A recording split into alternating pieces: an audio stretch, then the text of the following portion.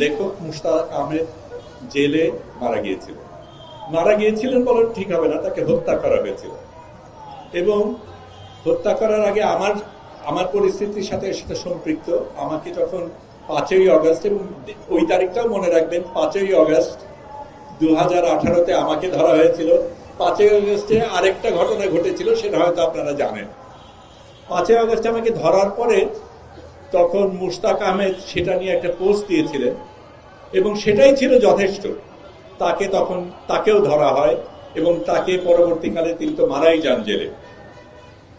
আমার কি হয়েছিল সেটা নিয়ে আমি বলতে চাই না, কারণ আমার যা হয়েছিল তার চাইতে অনেক বেশি নির্যাতিত অনেক মানুষ হয়েছে। সবচেয়ে বেশি নির্যাতিত হয়েছে বাংলাদেশকে যেইভাবে টর্চার করা হয়েছে সেইটাই আমাদের মনে রাখা দরকার। আমি কেরানীগঞ্জে থাকাকালীন যেহেতু ছিলাম, সাংবাদিকতা করি, আমি সেই সুযোগে বিডিআরের অনেকের সাথে আমার দেখা হতো, এবং যেটা প্রতি মাসে হতো, কাশিমপুর থেকে কয়েকশো 800 খানেক বিডিআর মানুষজনকে কেরানীগঞ্জে আনা হতো পায়ে শেকল পরা, এবং যেটা আমাদের আইনগতভাবে নিষিদ্ধ, সেইভাবে তাদের আনা হতো। সেখানে এক রাত তারা থাকতো, সেখান থেকে তাদের আদালতে নেওয়া হতো।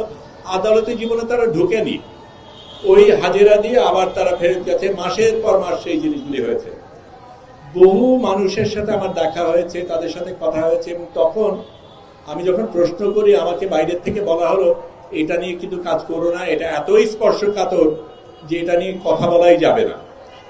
আজকে আমরা কথা বলতে পারছি, এখানে জেনারেল নাসির আছেন, অন্যান্যরা আছেন, যাদের সাথে আমি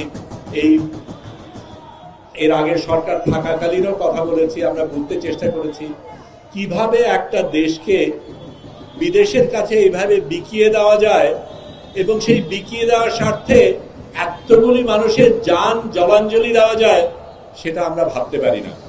এবং একটা দেশের রাষ্ট্রপ্রধান কিভাবে তার নিজের দেশকে এইভাবে বিদেশের কাছে হস্তান্তর করতে পারেন, এটা আমার কাছে বোধগম্য না।